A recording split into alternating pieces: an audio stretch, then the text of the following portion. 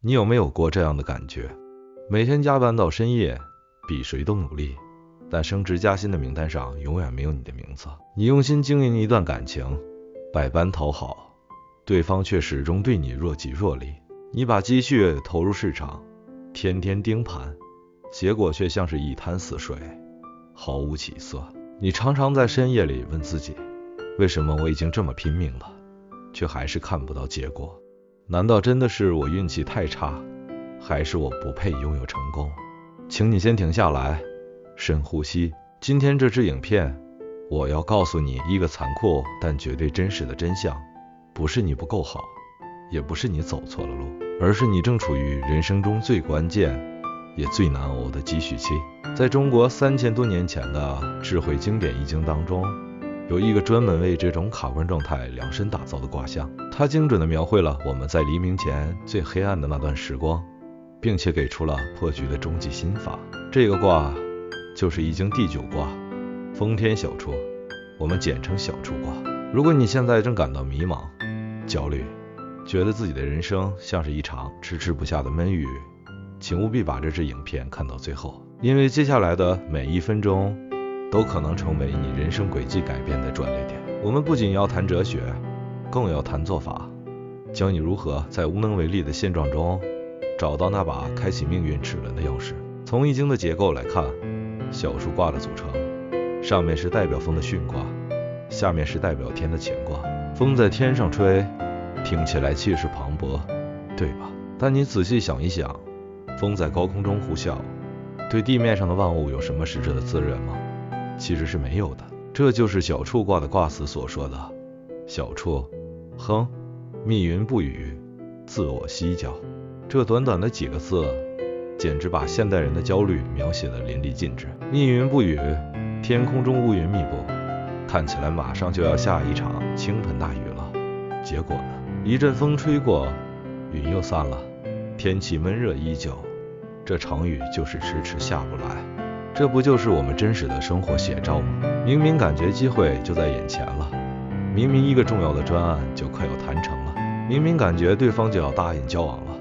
结果到了临门一脚的时候，却全都落空了。这种快要成功却还没成功的状态，往往是最折磨人的，它会一点一滴消耗你的耐心与自信。但是，请你特别注意卦辞里面的第2个字亨。易经在这里非常明确地告诉我们，小处卦的本质是亨通的。为什么会亨通？因为大自然运作的规律告诉我们，雨终究是会下的，只是现在空气中的水汽还积蓄的不够。小处顾名思义就是微小的蓄积。老天爷现在不给你雨水，并不是要故意刁难你、渴死你，而是因为时机尚未成熟，他要考验你是否具备等待的耐心，以及在漫长的等待中持续累积自身实力的智慧。面对这样郁闷的情况，我们究竟该怎么做？易经的大象传给了我们最直接的行动指南。风行天上，小处君子以艺文德。所谓的艺文德，艺就是美化、修饰、提升，文德就是指你的内在修养、专业技能以及外在的气质与品格。既然大环境的风向和气候是你无法控制的，既然现在就是密云不雨，那你唯一能做的就是把焦点拉回自己身上，去读书，去学习，去锻炼身体，去全方位提升你的专业能力。当外界还没有给你舞台的时候，你要在台下把自己的台词背到滚瓜烂熟。请深深记住这句话，与其每天抬头盯着天上的乌云抱怨老天不公，不如低下头来，安安静静的把自己的根基扎得更深更稳。接下来我们要进入这支影片最核心的部分。易经的6个爻代表了一件事情发展的6个不同阶段，让我们逐一来看看小处卦的这6个爻是如何精准对应到我们日常生活中会遇到的各种困境，而你又该在每个阶段采取什么样的具体行动。首先我们来看第一爻初九，它的爻辞说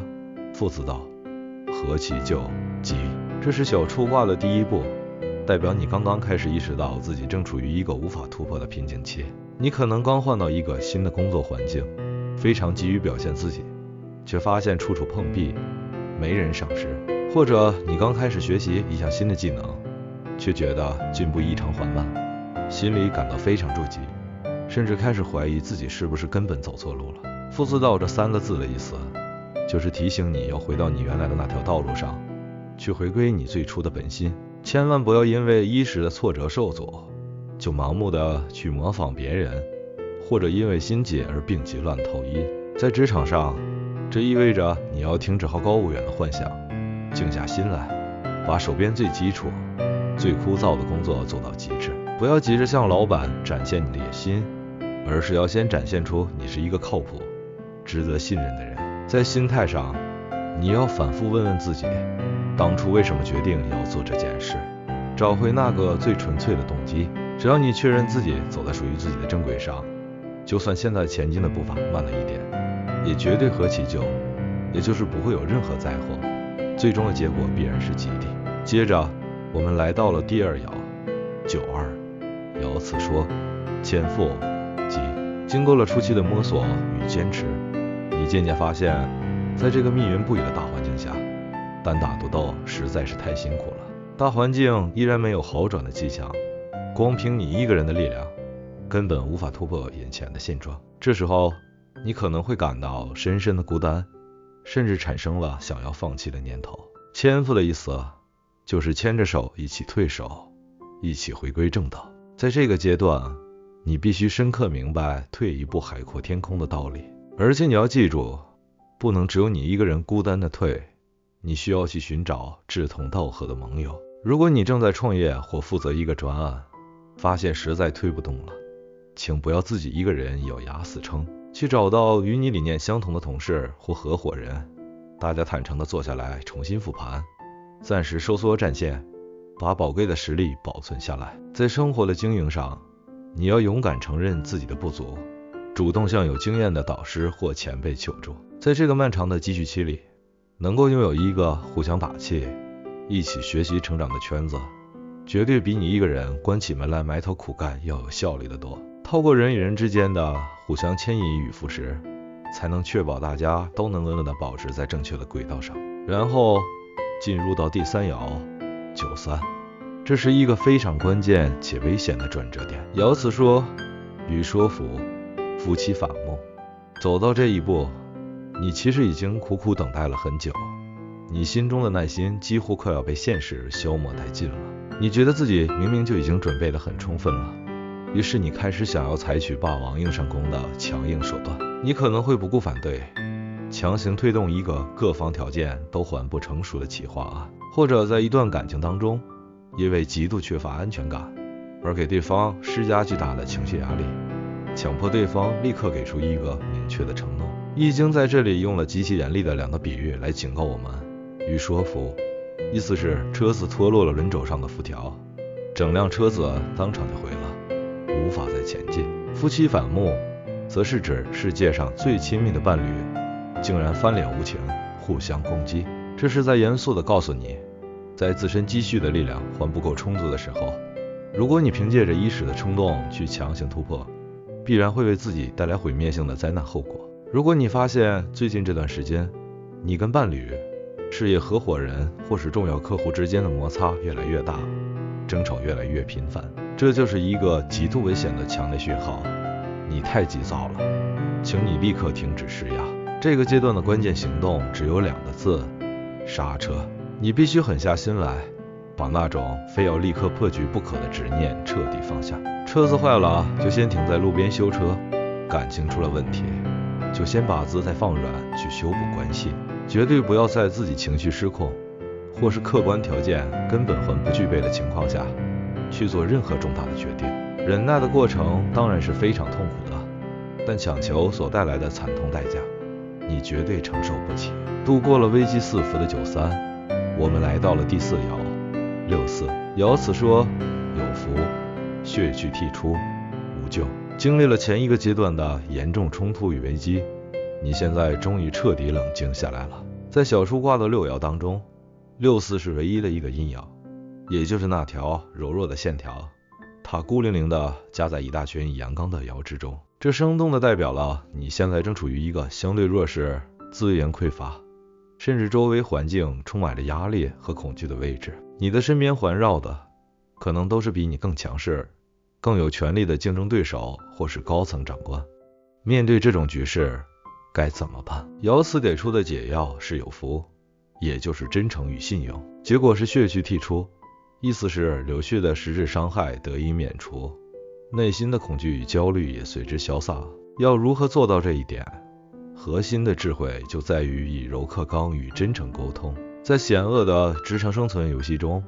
当你明显处于弱势时，千万不要愚蠢的用硬碰硬的方式去跟上位者抗争。你要学会运用你的真诚，你极高的情商，去巧妙的化解别人对你的防备与敌意。你要明白，适时的主动示弱并不代表你认输了，这反而是一种非常高级的生存策略。去认真倾听那些强势者的真正需求，运用你所累积的微小力量，为他们提供不可或缺的辅助性价值。在心态的调整上，请试着放下你那层厚重的防备心。当你能够用100%的诚意和坦然的态度去面对眼前的挑战时，你会惊讶地发现，那些原本让你感到无比恐惧的人事物，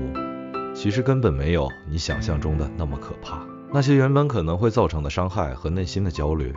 自然而然就会离你远去。接下来是第5爻95，爻辞说：有福鸾如，富以麒麟，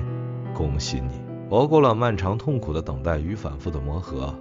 现在你终于来到了积蓄即将大功告成的阶段。无论是你的专业能力、人脉网络，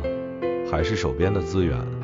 都已经扎扎实实的累积达到了一个即将爆发的临界点。你开始在生活中看到了非常明显的正面成果，财富、贵人和各种难得的机会都开始不由自主的向你靠拢。然而，很多人在这个最接近成功的阶段，会犯下一个非常致命的错误，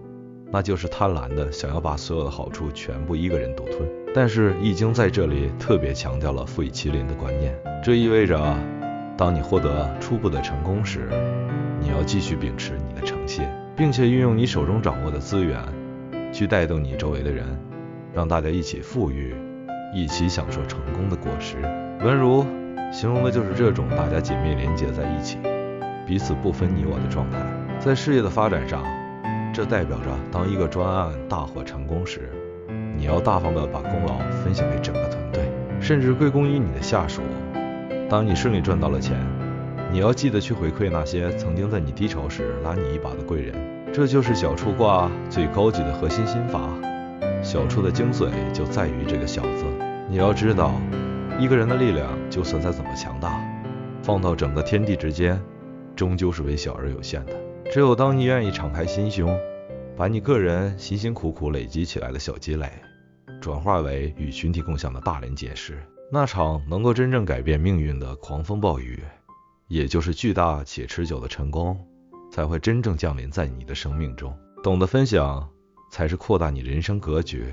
突破天花板的唯一途径。最后，我们来到了小畜卦的顶点，上九。爻辞说：既与既上得复真利，月既旺，君子争凶，大禹终于倾盆而下了。这意味着你彻底成功了，你顺利升职加薪了，你在市场上大赚了一笔，或是你终于追到了梦寐以求的心仪对象。现在的一切看起来都是那么的完美无瑕。这个时候的你必定是意气风发，充满自信，甚至满脑子想着要乘胜追击，进一步扩大你的战果。但是易经在此刻却给了我们一个最震撼、最发人深省的忠告：停下来，千万不要再继续往前冲了。既与既说，意思是既然雨已经下完了，乾旱的大地已经得到了充分的滋润，那么万物就应该要安顿下来，好好的休养生息。月己旺，意思是月亮马上就要达到最圆满的状态了。在自然界的规律中，这意味着什么？这意味着月满则亏，一旦达到了绝对的顶峰，接下来马上就要开始亏缺，走下坡了。所以由此警告君子争凶，如果在这种已经功德圆满的时候，你还要继续不安分的出征，继续贪得无厌的向外索求，那么必定会为自己招来极大的凶险与灾祸。在投资理财上，这句话提醒我们，当获利已经达到了你当初设定的停利点时，就要果断的收回出场，千万不要总想着赚到市场上的最后一分钱。在人生的长远规划上，这代表当你在世俗的标准下功成名就之时，你要开始学会藏，你要把向外扩张的精力转向内在的上德载，也就是去尊崇道德修养，去厚德载物，把时间留给做公益，回归家庭生活，好好修养自己的身心健康。我们必须深刻体认到，任何事物的发展一旦到了顶点，物极必反是永恒不变的铁律。能够在最辉煌的时候见好就收，懂得守成与沉淀，这才是人生真正最难得的大智慧。让我们静下心来，总结一下今天所探讨的丰田小处卦。常言道，人生不如意十之八九，我们这大半辈子其实有很长的时间都活在这种密云不雨的等待与煎熬之中。小处卦无情而残酷地向我们指出了现实环境的无奈，但同时它却也用最温柔的方式给了我们继续撑下去的力量。它在告诉我们，绝对不要因为暂时还看不到结果，